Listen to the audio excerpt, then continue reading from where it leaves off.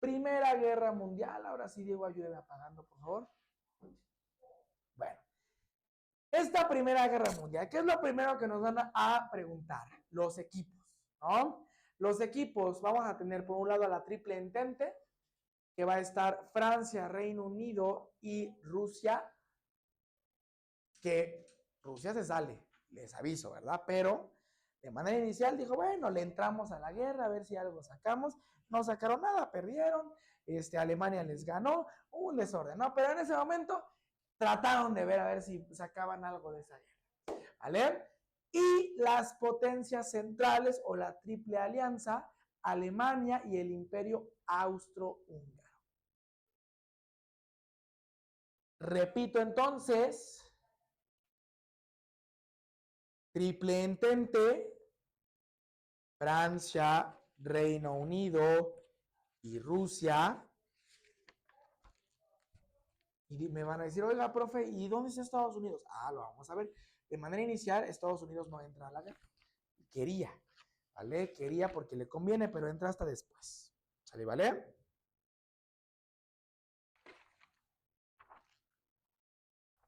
Y las potencias centrales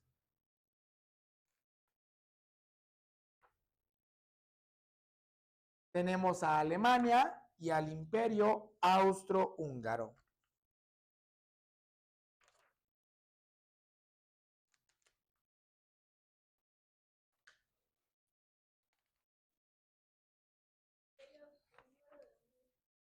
Es Austria-Hungría. Está en la parte de Europa Oriental. No, se desintegró. Perdió y se desintegró. ¿Sale? Entonces, ¿vale? ¿Cuándo inició? Inició en 1914 y el fuego cesó en 1918. Pero la firma de los tratados de paz fue hasta 1919. ¿Ok? Entonces, ¿cuándo inicia la Primera Guerra Mundial? El 28 de julio de 1914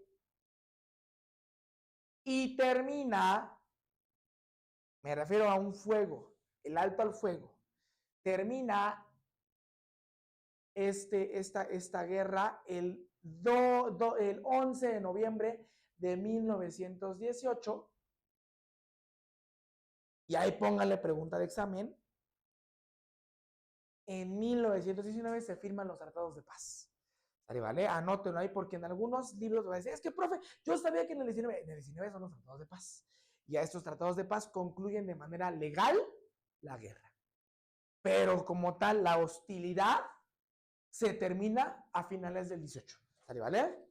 ¿Por qué se tardó un año en firmar tratados de paz? Ah, porque primero se tienen que redactar y se ponen de acuerdo entre los que ganan cómo se van a repartir lo que ganaron.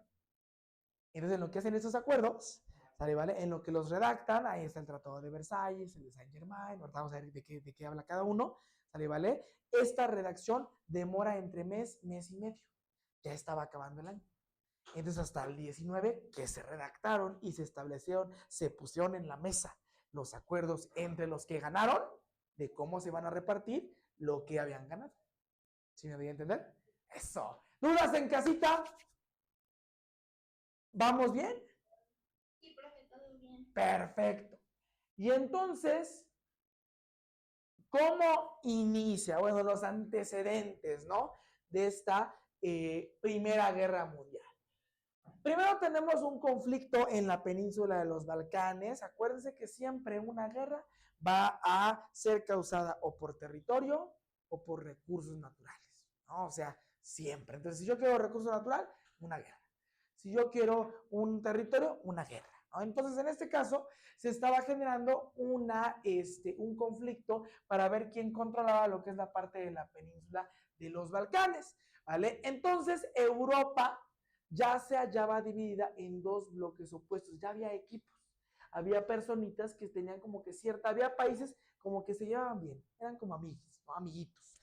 ¿Quiénes eran amiguitos? Pues Inglaterra, Francia y Rusia eran amiguis, eran buenos amigos. Y Alemania, el Imperio Austrohúngaro e Italia también eran amigos. Pero Italia dice, no, yo me acabo de formar, no estoy tan seguro de poder entrarle bien a la guerra, mejor después se declara neutral. O sea, Italia dice, no, ahí muere, yo no voy a hacer tanto desorden, mejor me detengo, ¿no? Y entonces, el 28 de junio de 1914 se suscitó la tragedia de Sarajevo, pregunta de examen. Este asesinato del archiduque Francisco Fernando, heredero al imperio austrohúngaro, es el que dice, aquí vamos a empezar la guerra. Es el detonante directo, pregunta de examen.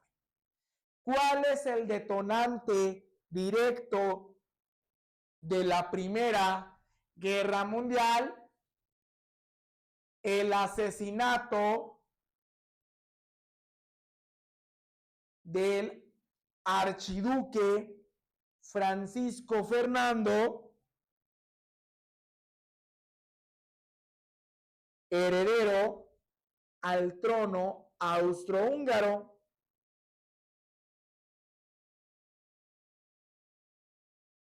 ¿Vale? Siempre viene esa pregunta, siempre.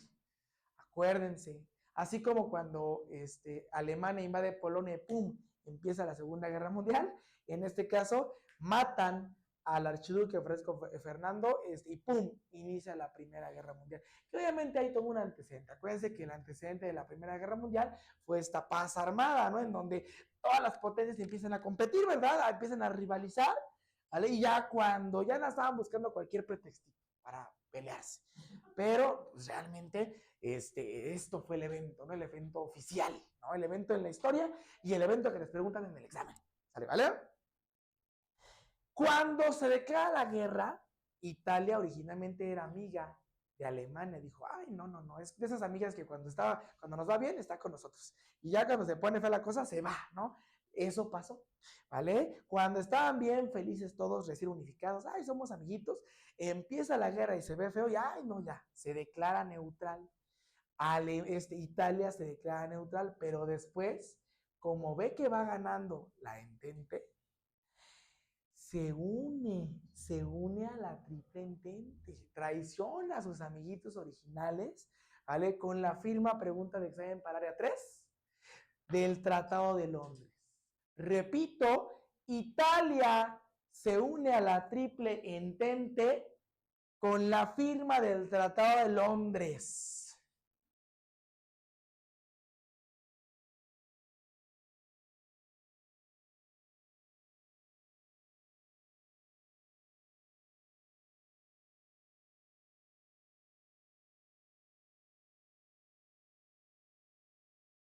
Y entonces, Austria dice, ¿sabes qué, Serbia? Tú fuiste el que mató a mi heredero, ¿cómo te atreves? Entonces Austria le dice, ¿sabes qué? Voy por ti, Serbia. Ahí hubo unos detalles, no es posible. Y entonces, sale, ¿vale? Rusia le dice, no, oye, no te vas a ir contra mi amigo. Y entonces Rusia, ¿vale? Para defender a Serbia, se va contra Austria y Hungría. Y pues Rusia, o sea, sí estaba pobrecita y todo, pero pues tenía de amigos a los riquillos, ¿no? A los meros, que era Inglaterra y Francia. Entonces aprovecharon y por ahí también se metieron a esta declaración formal de guerra. ¿Vale? Entonces de aquí, dos preguntas de examen. La primera, ¿cuál fue el evento histórico que detona la Primera Guerra Mundial? El asesinato de Francisco Fernando. ¿Vale? ¿Cuál es la segunda pregunta de examen en este caso, para área 3? ¿Qué tratado es con el que se une Italia a la Triple Entente? El Tratado de Londres. ¿Sale? ¿Dudas? Perfecto. Seguimos. Y entonces empieza lo que es la guerra de movimientos y hay dos frentes. El frente occidental, si nosotros vemos, por ejemplo, a Europa, el occidente es lo que está del lado izquierdo y el oriente es lo que está del lado derecho. Es decir, del lado izquierdo en el occidente tenemos a Gran Bretaña, tenemos a Francia, ¿sale, vale? Y del lado oriente tenemos a Rusia, ¿sale? ¿Vale? Tenemos a Alemania, ¿sí me voy a entender? ¿Sale? ¿Vale? Más o menos de este lado. Entonces, fíjense, el 5 de julio, Rusia le declara la guerra al Imperio Austrohúngaro para apoyar a Serbia. Acuérdense que el Imperio Austrohúngaro le dice, tú, Serbia, fuiste el que mató a mi Francisco Fernando, entonces voy por ti. Para defender a Serbia, Rusia le declara la guerra al Imperio Austrohúngaro. Ah, pero el Imperio Austrohúngaro tenía de amiguito a Alemania. Y Alemania dijo, bueno, pues si tú le declaraste la guerra a mi amigo Imperio Austrohúngaro, yo, Alemania, te voy a declarar la guerra a ti, Rusia. ¿Vale? Y entonces el Imperio Alemán le declara la guerra a Rusia. Pero además sabía que Francia era bien amiga de Rusia. Y dice, y a ti también te declaro la guerra porque le hablas a Rusia. ¿Vale? Entonces Alemania también le declara la guerra a Francia. ¿Vale? ¿Mande? Y yo qué, no, Francia no sabía ni qué onda. Y entonces Alemania empieza a invadir a Francia, ¿vale? A través de Bélgica. Pero Bélgica es neutral. Porque siempre luego me hacen una pregunta, profe, ¿y un país que es neutral puede entrar a la guerra? No entra a guerras. Si le toca que daños colaterales, pues alguien que no sea neutral lo puede defender. Pero un país neutral normalmente no tiene un ejército ni una situación de armas para poder defenderse. México es neutral, ¿no? Entonces no tendríamos como que la capacidad para. Pero en este caso Bélgica era neutral. Y Alemania pretende pasar por Bélgica para invadir Francia. ¿Vale? ¿Con qué plan? Pregunta de examen. Con el plan Schlieffen. Repito, Alemania pretende invadir Francia con el plan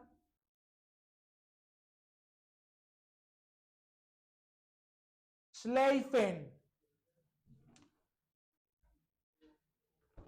Repito, Alemania pretende invadir Francia con el plan Schlieffen. ¿Cómo se declara la guerra? Los líderes, los presidentes generan un comunicado a su población y luego de manera internacional, como un mensaje, como un post en Twitter, pero oficial y escrito. ¿Vale? Algo así. Le declaro la guerra al peor enemigo, que fue lo que hizo Alemania, ¿no? O sea, a Francia, pasa por Bélgica, pero ¿quién era amiguito o befa de Francia? Y aparte de Rusia, Inglaterra. Entonces Inglaterra dice, oye, pero ¿qué te pasa? Bélgica es neutral y además Francia es mi amiga. Entonces Inglaterra le declara la guerra al Imperio Alemán. ¿Vale? O sea, vean, aquí ya empiezan a declararse las guerras entre todos, ¿vale? Y el 5 de septiembre, Francia logra detener la invasión a Alemania en las fronteras, ¿vale? En la batalla de Marne, cerca de París. De hecho, hay canciones y obras que narran esta batalla, muy, muy famosa en Francia, porque es la primera vez que no pierde algo, ¿vale? Entonces, por vez no va a perder algo Francia. ¿Sale? Entonces, detiene ahí a los alemanes en la batalla de Marne, muy cerca de París. ¿Sale? ¿Vale? Y entonces las tropas alemanas se retiran. ¿Sale? ¿Vale? Se retiran las tropas alemanas y a principios de 1915, ya como van viendo que Francia e Inglaterra se están reponiendo, Italia dice, caray, pues como que me conviene entrar a la guerra, a lo mejor saco algo bueno de ahí. E Italia se alía con los aliados, con Inglaterra, con Francia, ¿sabe? ¿Vale? Con Rusia, que todavía está dentro de la guerra, ya casi se sale, faltan 2 añitos, bueno, no, ya casi, faltan 2 añitos para que se salga, ¿sabe? ¿Vale? Y Bulgaria decide entrar con la triple alianza con Alemania, ¿sabe? ¿Vale? Esto en el frente occidental, del lado izquierdo. Del lado derecho, en la parte oriental, ¿qué estaba pasando? Alemania invadía Rusia, ¿vale? E iban ganando los alemanes. Acuérdense que aquí el patito fue Rusia, o sea, no sé ni qué hizo en la Primera Guerra Mundial, nada más fue a perder, perdió todo lo que pudo perder, ¿Vale? ¿Vale? Entonces, el 26 de agosto, Alemania, ¿vale? Vence a Rusia, ¿vale? ¿Vale? Y entonces, el 6 de septiembre se produce un segundo enfrentamiento entre Rusia y Alemania. ¿Y quién vuelve a ganar? Alemania. O sea, Alemania estaba motivadísima por el frente oriental porque le está dando con todo a Rusia.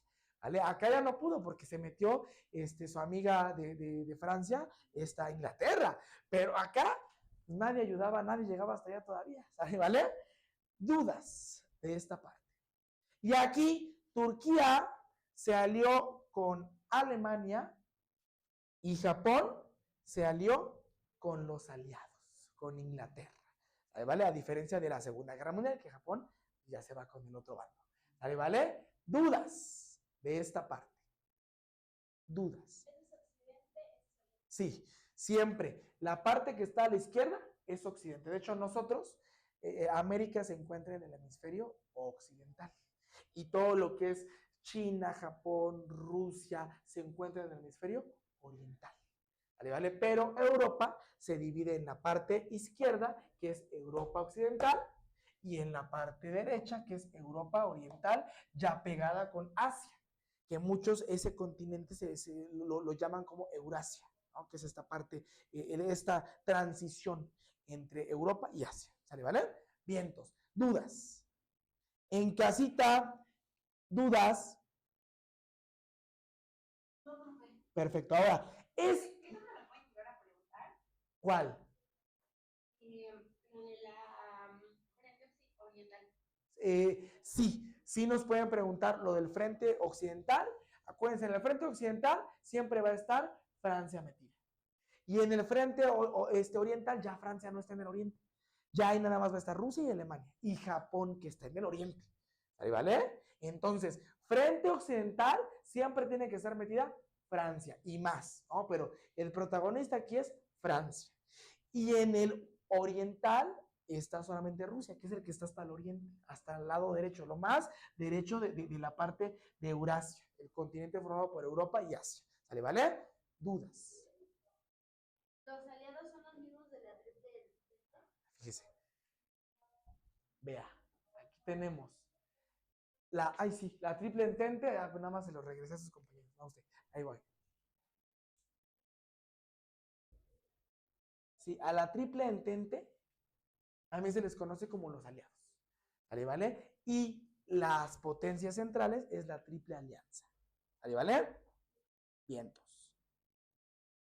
Ahí está. Vientos. Ahora, ojo aquí. Ojo aquí. ¿Vale? En este caso, esta parte que se conoce como guerra de movimientos todavía es parte de la fase 1. Porque en el examen les preguntan las fases de la Primera Guerra Mundial. Entonces, mientras no se mete Estados Unidos, fase 1. Acuérdense, esto es todavía fase 1. Ahí pónganle fase 1. Guerra de movimientos es parte de la fase 1 y es la primera guerra que ocurre en la Primera Guerra Mundial. Bala de submarinos, etc. Bueno, la primerita es la guerra de movimientos. ¿Sale? ¿Vale? Ah, sigue siendo fase 1.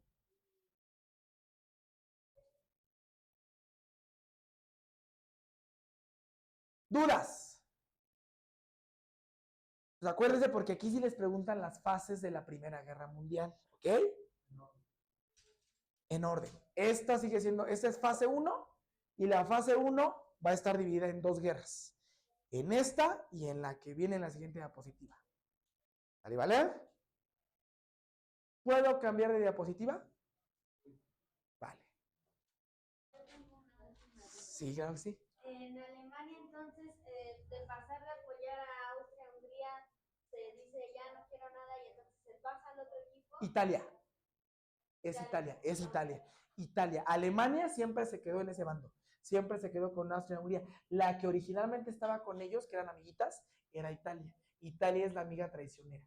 Ella estaba con Alemania, con el Imperio Austrohúngaro, y ya cuando ve que se puso color de hormiga, que se puso feo, se declaró neutral, y luego como vio que iban ganando los aliados, se unió a los aliados. ¿Vale? ¿Dudas? ¿No? ¿Vamos bien? Perfecto. Sigo entonces. Mándeme. Cuando nos pregunten lo de las fases, nada más va a ser como el título, por así decirlo, sin el acontecimiento. Viene el título y los acontecimientos. Por ejemplo, acontecimientos que forman parte de la fase 1 de la Primera Guerra Mundial. Guerra de movimientos, me bugué. Guerra de movimientos y guerra de submarinos. Ok, gracias. Eso. Vale. Y entonces vean, en la guerra de submarinos, esto sigue siendo fase 1, pregunta de examen, ¿vale? Guerra de submarinos sigue siendo fase 1.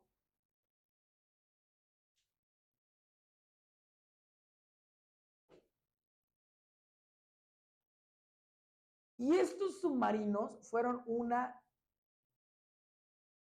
innovación exclusiva de la Primera Guerra Mundial. Esa es pregunta de examen. Fue el invento marítimo que se generó durante la Primera Guerra Mundial. Fue una innovación en la Primera Guerra Mundial, los submarinos. Los submarinos fueron utilizados por primera vez en un encuentro bélico. Y ojo, porque aquí ya empieza como que la alarmita para entrar a Estados Unidos. Y es cuando cambia la fase, ¿ok? Entonces, ¿qué ocurre? Los alemanes, ¿vale? En 1915 hunden el barco inglés Lusitania. Pero este barco inglés Lusitania tenía 123 pasajeros estadounidenses. Entonces, pues ya tenía daños colaterales Estados Unidos. Y Estados Unidos ya quería entrar. Ya nada estaba buscando con qué poder entrar. Ahí, ¿vale? Entonces, los alemanes dicen, no, bueno, espérense, porque ya con Estados Unidos aquí no voy a poder con todos. Entonces, suspende la guerra submarina, ¿vale? Para, ¿vale? Evitar que Estados Unidos entre a la Primera Guerra Mundial. ¿Sale, vale? Se da la famosísima batalla naval en Jutlandia, en el Mar del Norte, a principios de 1916. Y ojo, este evento en el que Estados Unidos empieza a aparecer, ¿sale, vale? En el mapa de la Primera Guerra Mundial, da por finalizada la primera fase. Y entonces empezamos 1916, segunda fase, pregunta de examen.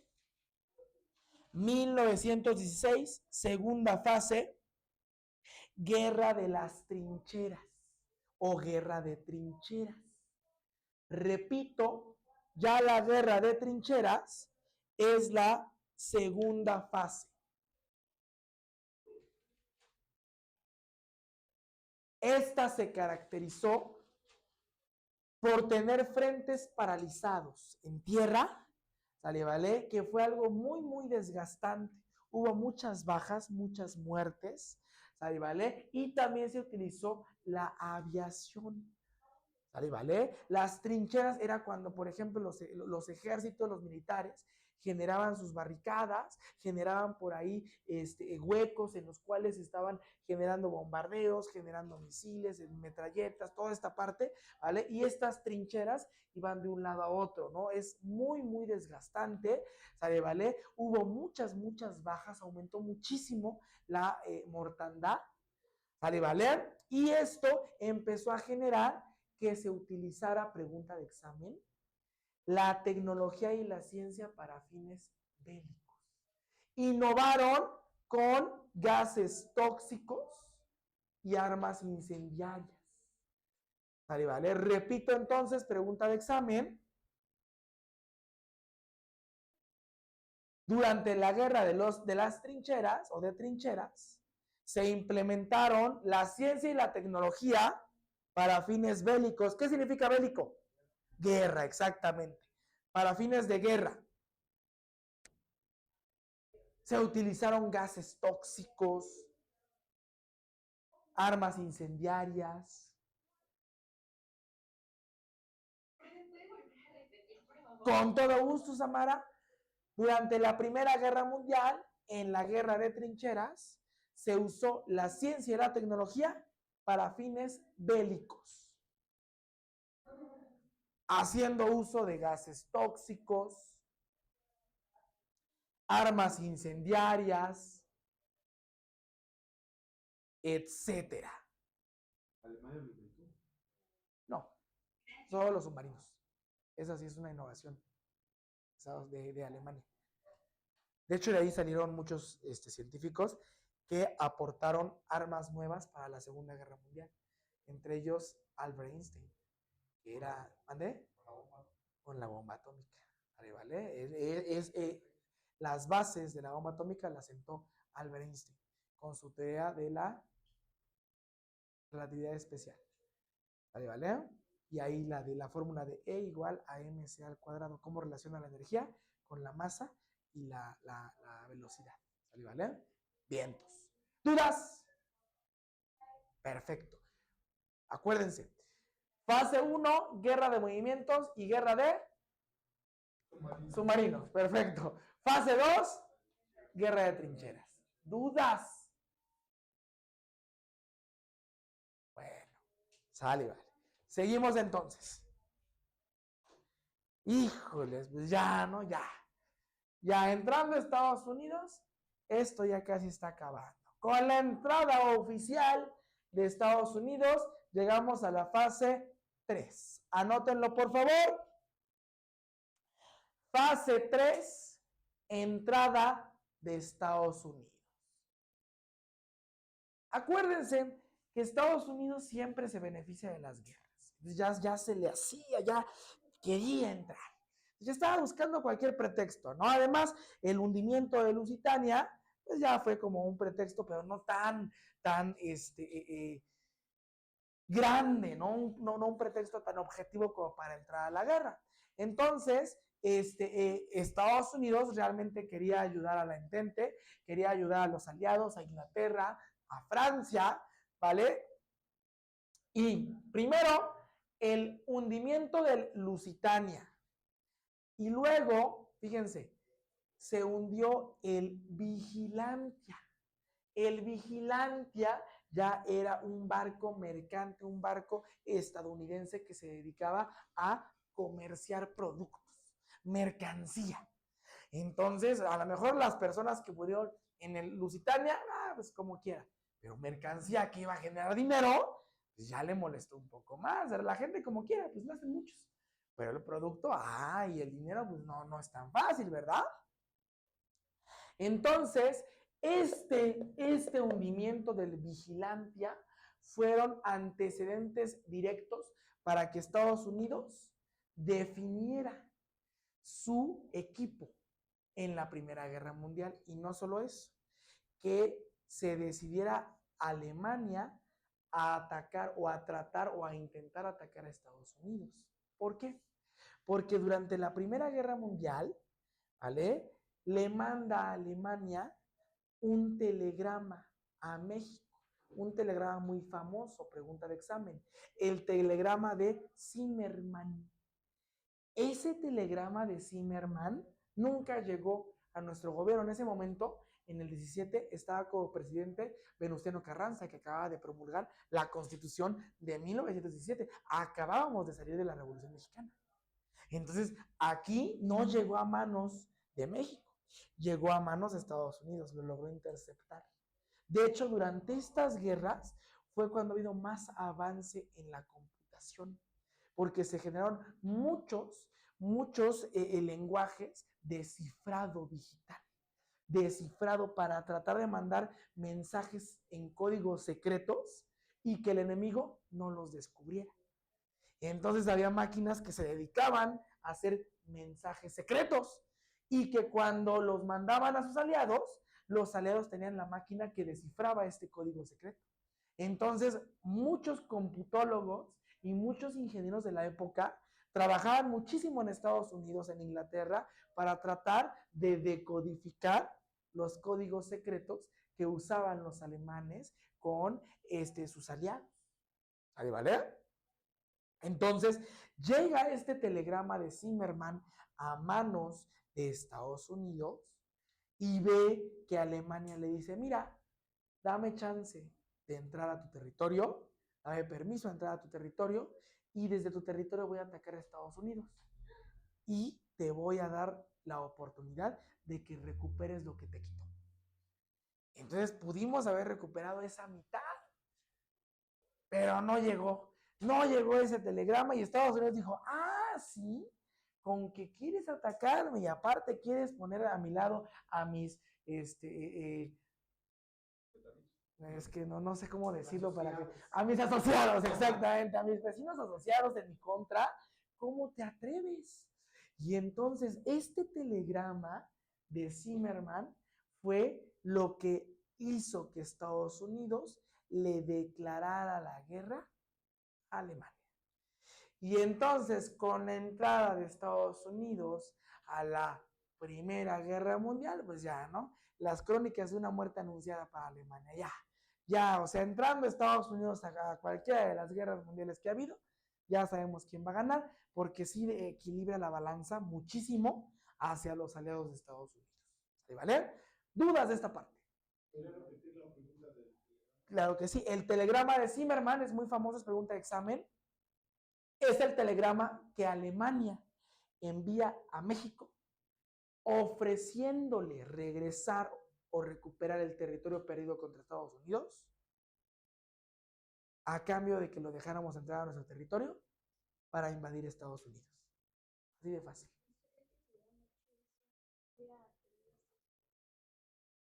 No sé. Es que Estados Unidos es bien bueno cuando pelea en otros territorios. Pero ya en su país, quién sabe, para empezar hubieran atacado frentes importantes, ¿no? Donde hay a lo mejor bases militares, donde hay armas, y a lo mejor eso le hubiera dado un poquito más de ventaja a Alemania. Quién sabe, porque también obviamente, bueno, eso ya es hasta la Guerra Fría, porque en la Guerra Fría se instalan en Estados Unidos alarmas contra ataques de bombas por toda la tensión que había en el mundo. Pero esas alarmas se instalaron hasta después de la Segunda Guerra Mundial. ¿Quién sabe? ¿Vale? A lo mejor nos hubiera pintado diferente la historia. A lo mejor hubiéramos perdido, ¿no? Y nos hubiera ido peor. Pero quién sabe, ¿vale? Entonces, ahí sí tendremos que ver qué características de infraestructura tenía Estados Unidos en ese momento de la historia para ver si hubieran aguantado una guerra directamente en su territorio. Porque las guerras en otros territorios, son bien padres, ¿no? Yo nada más vendo armas, me meto, mando gente, pero pues aquí sigo produciendo. Pero se acaban con sus fábricas, su industria, sus carreteras, era otra cosa. Que fue lo que le pasó a Alemania. Y aún así Alemania, para la Segunda Guerra Mundial estaba puestísimo. Volvió a perder, pero estaba puestísimo. ¿Sí quedó? ¿Dudas? ¿Vamos bien? En casita, ¿dudas? Como en la relación de columnas, en lo de la entrada de Estados Unidos, podría venir lo del telegrama. Exactamente. Lo del telegrama y lo del Vigilantia y el hundimiento de Lusitania. Perfecto. Vientos. ¿Puedo cambiar de diapositiva? Sale y vale. Y entonces, pues ya, ¿no? Ya. Fase 4. Caída de las potencias centrales y fin de la guerra, ¿no? Pregunta de examen. Ya la cuarta fase y última es la caída de las potencias centrales, el fin de la Primera Guerra Mundial. Y entonces vean, en 1917, en Rusia estalla la revolución bolchevique. Acuérdense que la gente ya estaba cansada de todo el atraso, de que perdíamos todo y aún así nuestro zar nos mandaba a la guerra, pues en qué cabeza te cabe, ¿no? Entonces el zar Nicolás II Romanov, ¿vale? No le queda de otra más que abdicar. ¿Qué es abdicar? Renunciar, salirse, ¿no? De poner el trono. quitarse del trono. Entonces el zar segundo, de hecho hay una película de Disney basada en la Revolución Rusa. De que decían que una de las princesas había quedado viva. ¿Cuál es? Anastasia.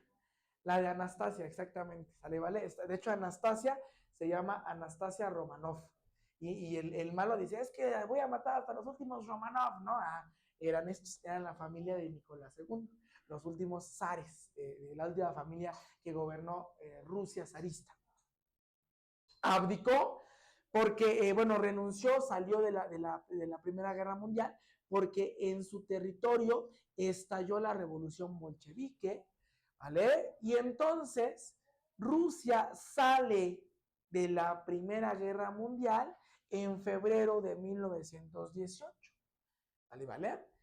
Y entonces las fuerzas de Estados Unidos entran a Europa, llegan a Europa y motivan a todos los ya está aquí Estados Unidos, motivan a los franceses, motivan a los ingleses, ¿sale, vale? Y entonces los gobiernos de Francia, Gran Bretaña y Estados Unidos forman un bando único para debilitar la situación alemana, ¿no? O sea, ya estaban débiles, pues este equipo, esta alianza, todavía los debilitó aún más, ¿vale? Y entonces se firma el armisticio de Copenhague y la rendición del Imperio Alemán. Y entonces, con la rendición de Alemania, pues termina la Primera Guerra Mundial, pierde Alemania todo, y pues Estados Unidos, Francia e Inglaterra, que fueron los que ganaron, se ponen de acuerdo a ver qué rayos va a pasar con su triunfo de la Primera Guerra Mundial. Y entonces en 1919 se firman los tratados de paz. Estos tratados de paz, ¿vale? Se firman en París el 4 de enero, ¿vale? En donde 27 naciones se reúnen para firmar estos contratos en los que se establece qué va a pasar después de la guerra, ¿vale? ¿Qué va a pasar con los que perdieron? ¿Qué va a pasar con los que ganaron? ¿Sale, vale? Y entonces, el 28 de junio, los alemanes firmaron el Tratado de Versalles. Ojo, porque el Tratado de Versalles deja a Alemania sin nada. Pobre, le quita todo, incluso le quita su independencia, porque mucho tiempo Alemania tuvo que estar vigilada por Francia. Exacto, cuídalo para que no se vuelva a rebelar, ¿vale? ¿Vale? Entonces, o sea, acaban con la dignidad de Alemania, acaban con su ejército, con su flota marina, con todo, y además, los obligan a pagar daños de la guerra a todos los países. O sea, Alemania fue el que tuvo que pagar los platos rotos porque todos estaban jugando en Europa. Todo, o sea, todo lo pagó Alemania. ¿Vale? ¿Vale? Los demás también, pero menos. Los fueron mucho más severos con Alemania. ¿Vale? Y no solo fue el Tratado de Versalles, también se firman el Tratado de Saint-Germain, el de Trianon, el de Sèvres y el de Neuilly. Ahorita vamos a ver de qué habla cada uno, que ya es específicamente para área 3. En general, el que nos preguntan a todos es el de Versalles. ¿Qué tratado se firma con Alemania para generar el fin de la Primera Guerra Mundial? El de Versalles. El Tratado de Versalles.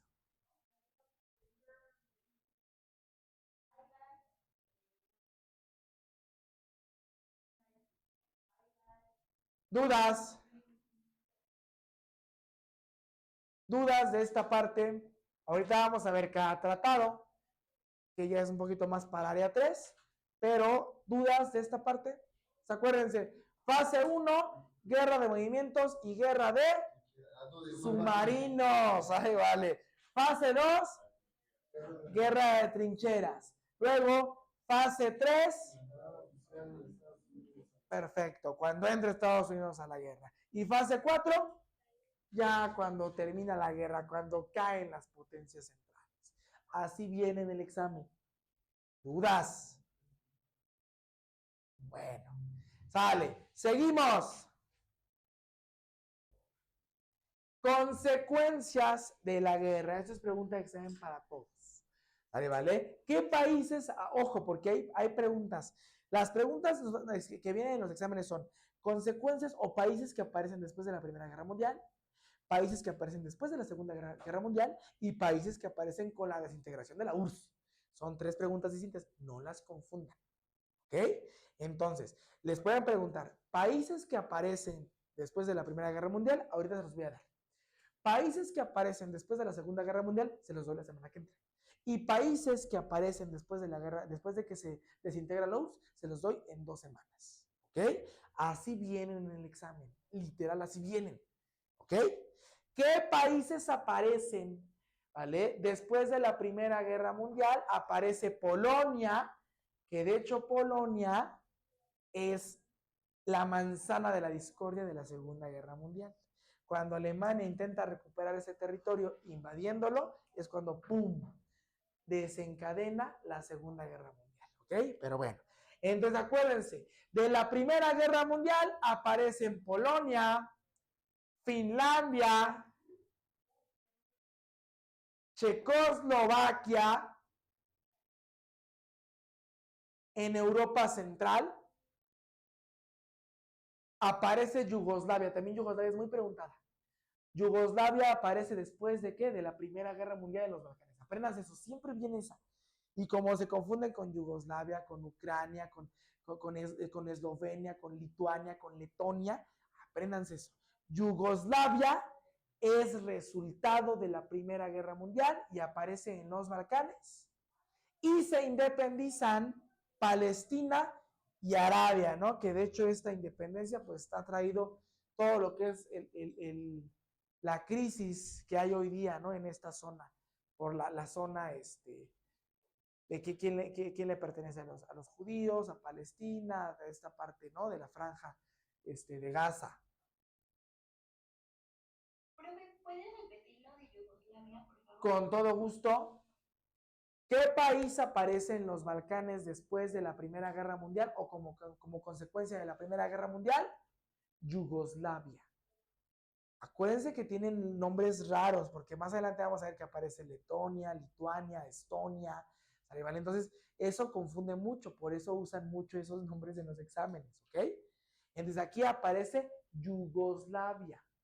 Yugoslavia aparece como consecuencia de la Primera Guerra Mundial en los Balcanes, ¿ok? Gracias. No, ¿de qué?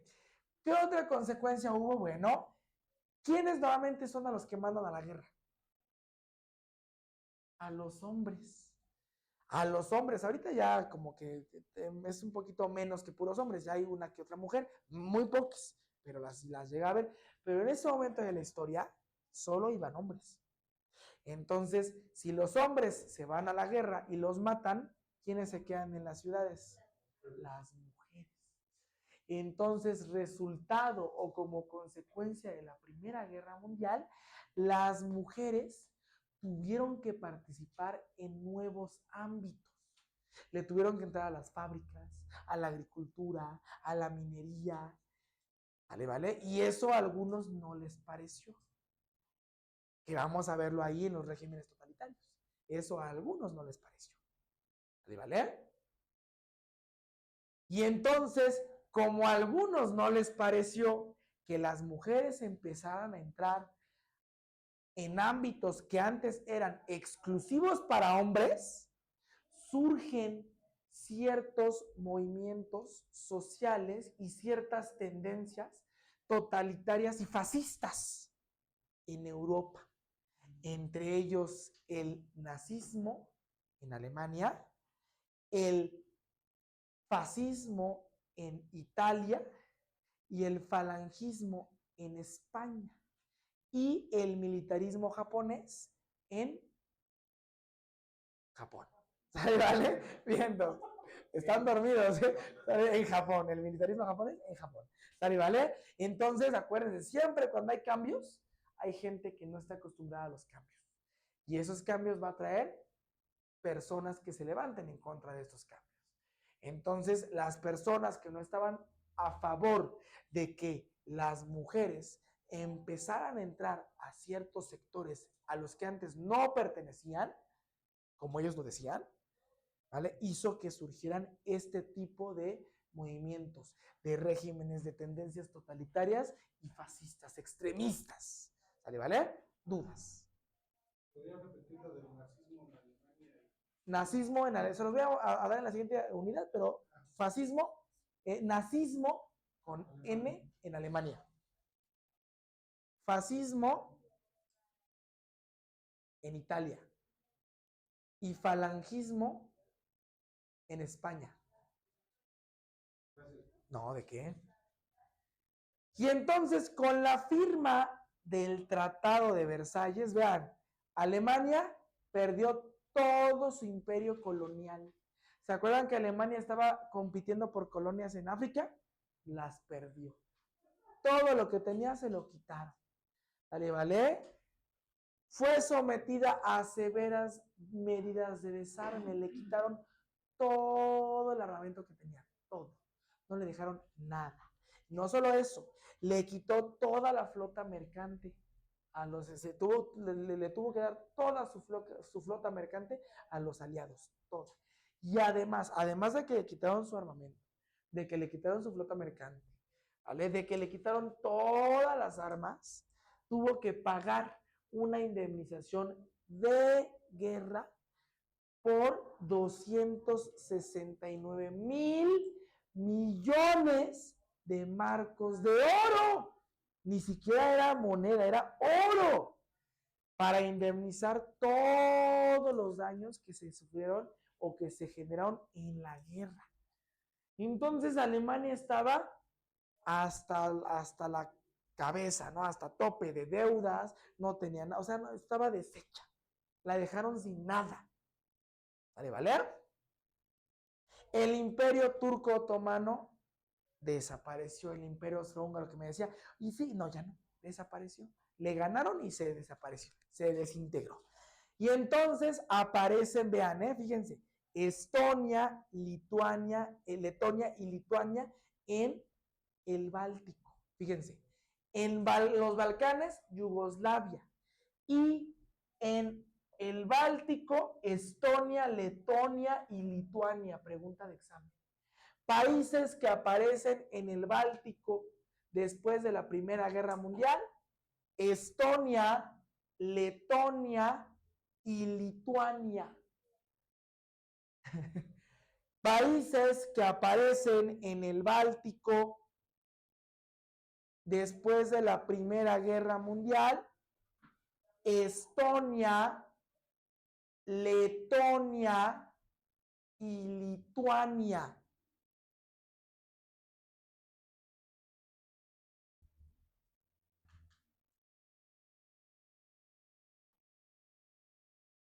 Y entonces, como Inglaterra fue uno de los ganadores, pues Inglaterra se quedó con Chipre y con las colonias africanas de Alemania.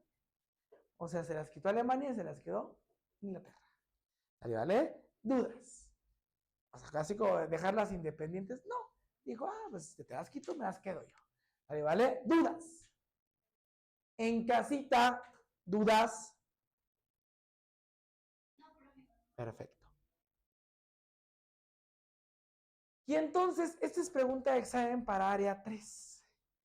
¿Qué es la Sociedad de Naciones de la Primera Guerra Mundial? Bueno, la Sociedad de las Naciones o la Liga de las Naciones es el antecedente de la ONU, de la Organización de las Naciones Unidas. Y surge con la firma del Tratado de Versalles, ¿vale? Con la intención de proponer o de establecer las bases para la paz y reorganizar todo lo que son la parte de las relaciones entre las naciones en la Primera Guerra Mundial. Y con la intención de evitar una futura guerra. Que se dio, ¿verdad? Pero bueno, se intentó. ¿Vale? ¿Mande? Ya no con esas bases. Ya con otras. Exactamente, ¿vale? Entonces, acuérdense, La Sociedad de las Naciones o Liga de las Naciones es resultado de la firma del Tratado de Versalles y de la Primera Guerra Mundial. Pregunta de examen para área 3. ¿Vale? Y su objetivo era eso, limar asperezas entre los países que habían peleado durante la Primera Guerra Mundial. ¿Vale? ¿Dudas? Todos los que formaban parte de la Primera Guerra Mundial. Inglaterra, Francia, Estados Unidos, ¿vale? Y el líder pues era Estados Unidos, como hoy día la ONU, ¿vale? Ahí tiene su sede. Claro que sí, ¿vale? La Sociedad de las Naciones o Liga de las Naciones es un organismo internacional resultado de la Primera Guerra Mundial para limar asperezas entre los países. Para que se lleven mejor. ¿Vale?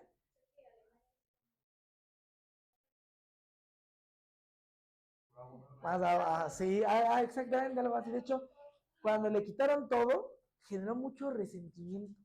Y ese resentimiento lo usó Hitler. Hitler empezó a usar el resentimiento que tenían los alemanes por todo lo que les quitaron, ¿vale? Para que ellos mismos generaran rencor, odio hacia las demás poblaciones, y entonces, pum, eso los motivó, ¿vale? Y eso los levantó de una crisis económica bien fuerte y detonó la Segunda Guerra Mundial, ¿vale? ¿Dudas? ¿Vamos bien? En casita, ¿dudas?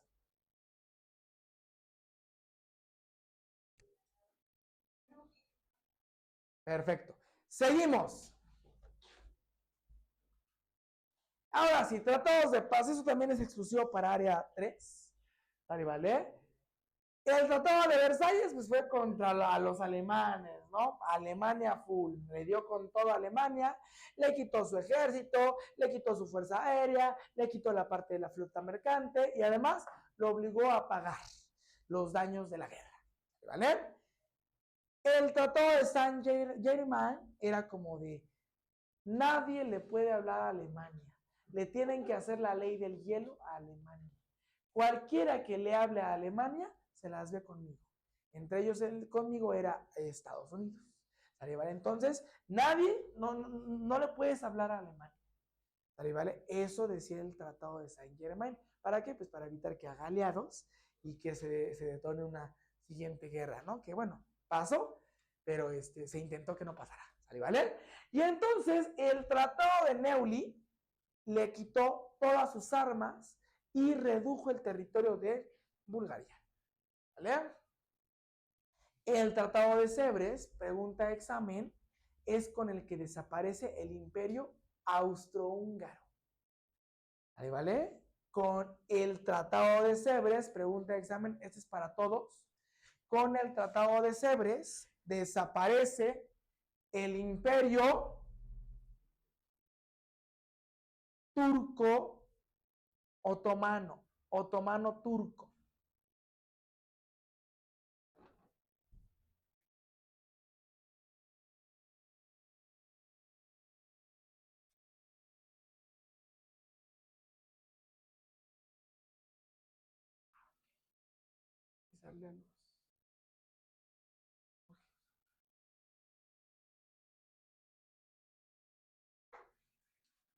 Bueno, ok. ¿Cómo? ¿Valeria? ¿Es usted? No, ¿de qué? A las 11 se va. Ok, o sea, lo saca al receso. Okay. Vientos. Y el Tratado de Trianón genera la reducción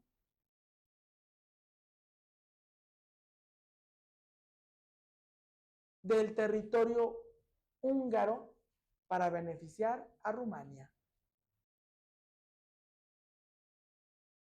Ese es para área 3, el de Trianón. Déjelo borro, profe. Lo borraré y me burlaré de los de área 3.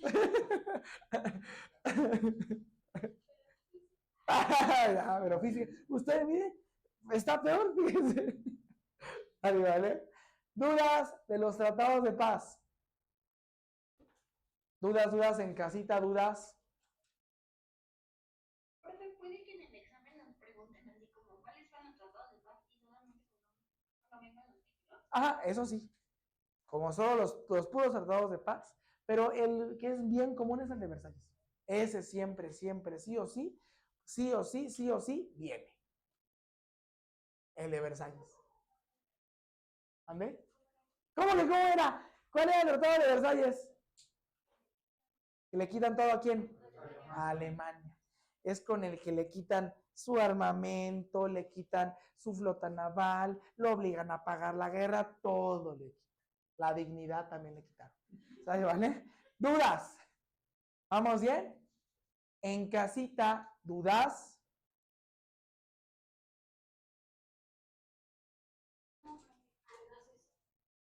Perfecto. Y vamos a pasar a Revolución Rusa. Ya casi el receso. Ya casi, todavía no. Ya casi. ¿Sale, vale? Acuérdense, ¿por qué sale Rusia de la Primera Guerra Mundial? Por la Revolución Rusa, la Revolución Bolchevique, ¿no? En este caso, hay varias causas. La primera de ellas es todo el atraso en el que se encontraba ¿quién? Rusia. Rusia era semifeudal. O sea, ya todos tenían acá sus gases tóxicos, electricidad, sus submarinos. Y ya tenía sus campos con sus picos. O sea, totalmente atrasada Rusia, atrasadísima. ¿Sí me voy a entender? Entonces, ese atraso en el que se mantenía Rusia por el gobierno zarista generó que todos los conflictos bélicos en los que entraba Rusia los perdiera. Todos los perdió. ¿Vale? Entre ellos, ¿se acuerdan quién le declaró la guerra a Rusia, una isla chiquita, y le quitó con Japón? Entonces, en 1905, la guerra ruso-japonesa la gana Japón. Y entonces, desde ahí los rusos dicen, oye, ¿cómo es posible que esa islita me haya ganado? ¿Sí me di a entender? Entonces, estaba quedando muy mal. Y no solo eso, había un estancamiento económico, una estructura agraria, ¿vale? Y entonces Rusia entra a la Primera Guerra Mundial, pero no tenía las condiciones para poder hacer frente a una guerra mundial. O sea, no podía, no tenía. Si no tenía para comer él solito, menos para una guerra. Se estaba muriendo la gente de hambre en Rusia y entraba una guerra, pues no. Entonces la gente estaba muy, muy molesta. Incluso después de que Japón los vence, muchos rusos, ¿vale? Marcharon, se manifestaron en contra del gobierno zarista y como cualquier gobierno totalitario, absolutista, ¿qué hizo? Los mataron. ¿Vale? Mataron a todos los que se manifestaron en contra del zarismo. A ese evento histórico, pregunta de examen para área 3, se conoce como Domingo Sangriento o Domingo Rojo en 1905. Acuérdense, cuando los rusos se manifiestan en contra del gobierno zarista en 1905, se le conoce como Domingo Sangriento o Domingo Rojo. Y entonces, pues ya Rusia estaba devastada, estaba mal, ¿vale? Entra a la guerra, quedó aún peor, porque obviamente había perdido todas las guerras. ¿Contra quién perdió todas las guerras en la Primera Guerra Mundial? Contra Alemania. Todo le ganó a Alemania.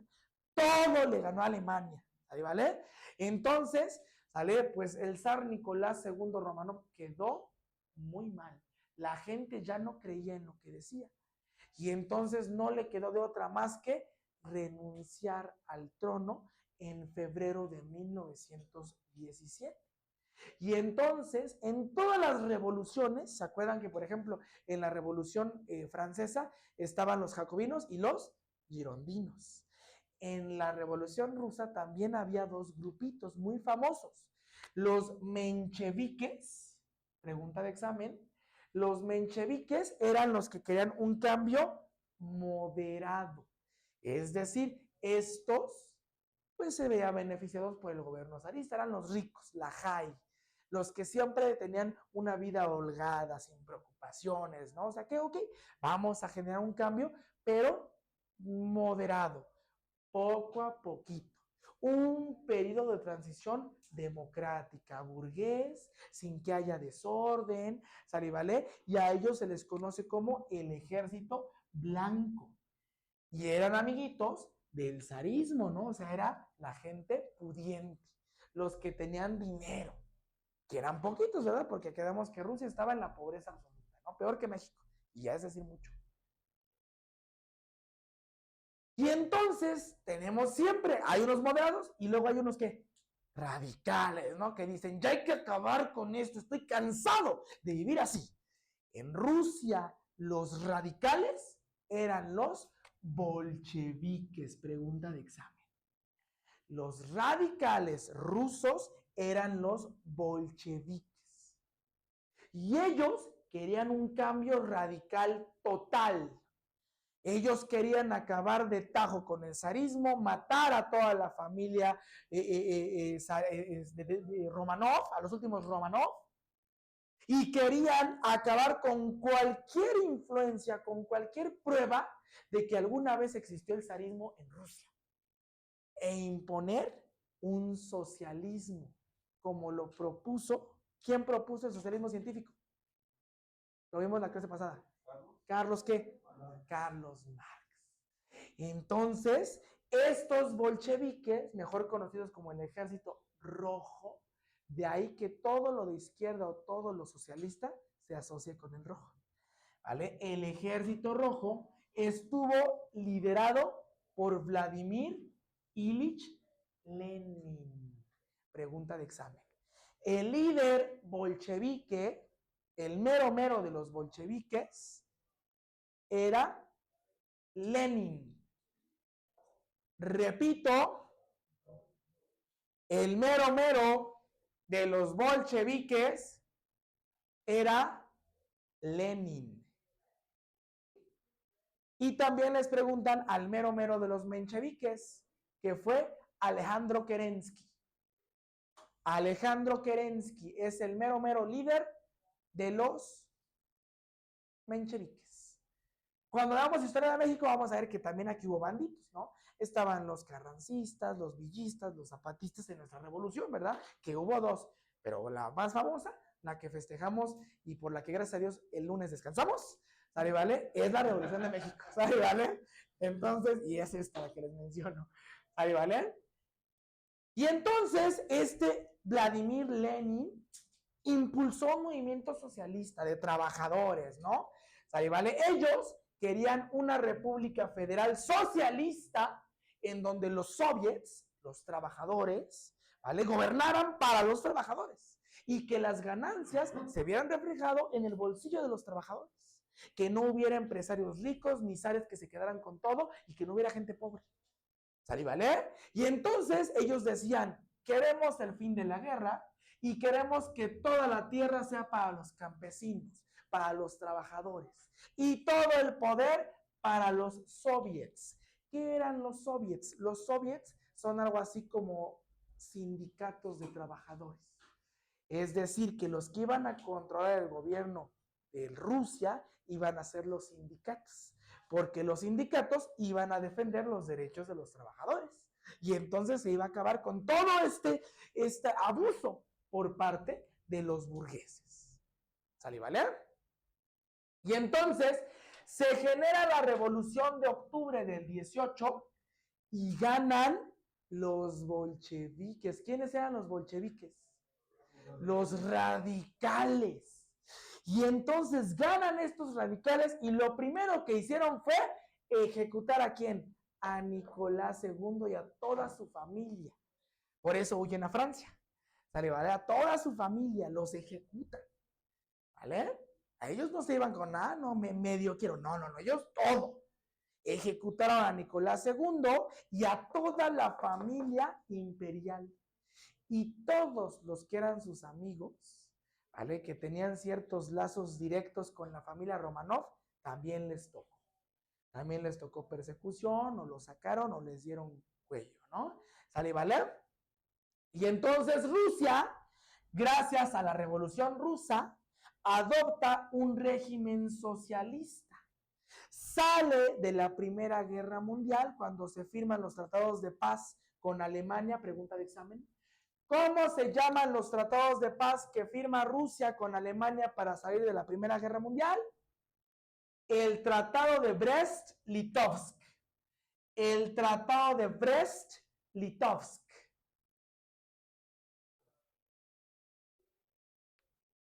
Y entonces, ¿Profe, puede repetir? claro, el Tratado de Brest-Litovsk es con el que Rusia sale de la Primera Guerra Mundial, y cuando toma el control los bolcheviques, se funda, nace la URSS, la poderosísima URSS. Acuérdense, consecuencia de la Revolución Rusa, primero, que sale Rusia de la Primera Guerra Mundial, y segunda, ¿qué se funda? ¿Qué nace? La URSS. Pregunta de examen. Resultado de la Revolución Rusa.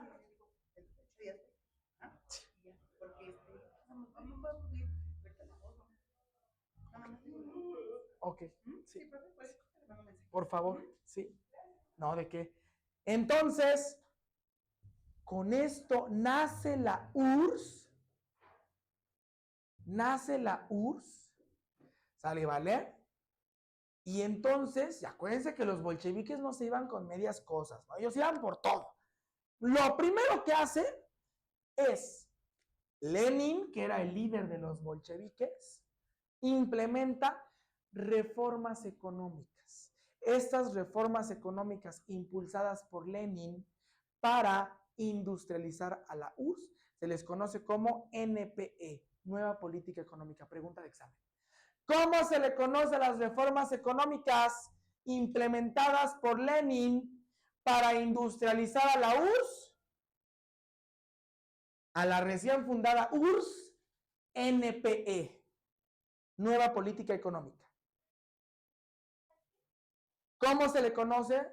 Bueno, Lenin implementa reformas económicas conocidas como Nueva Política Económica, NPE, para industrializar y modernizar a la URSS, a la recién nacidita URSS.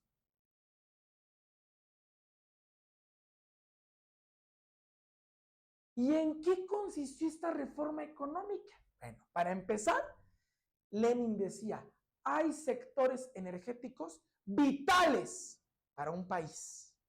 Hay que controlarlos desde el gobierno para evitar que haya fuga de dinero y que haya corrupción.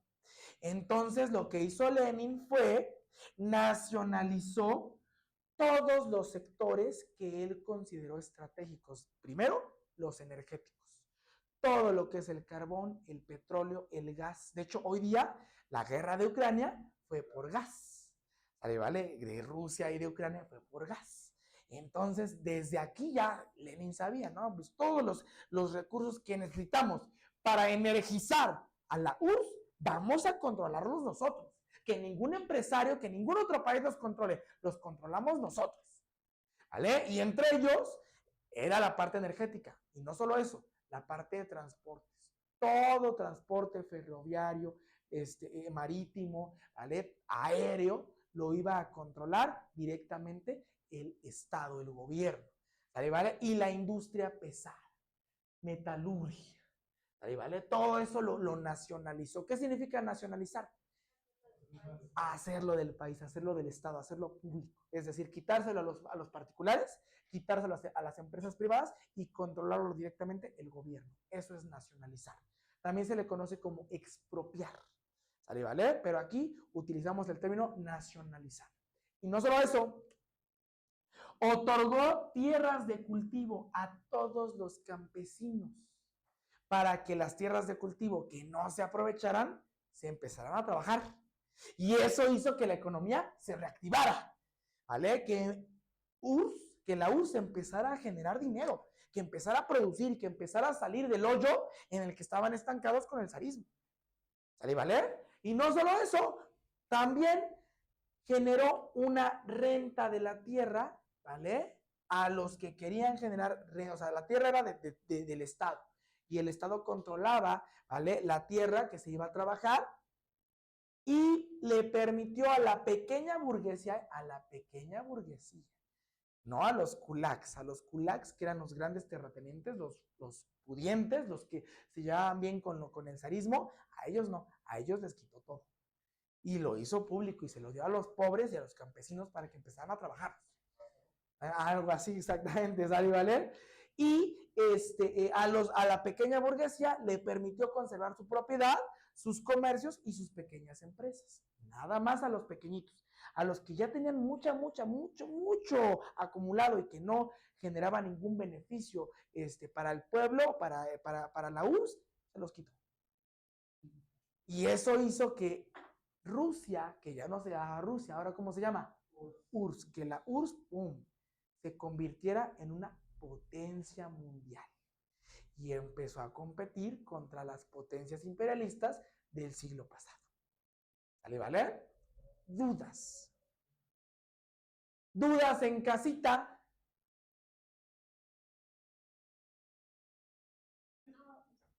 Perfecto.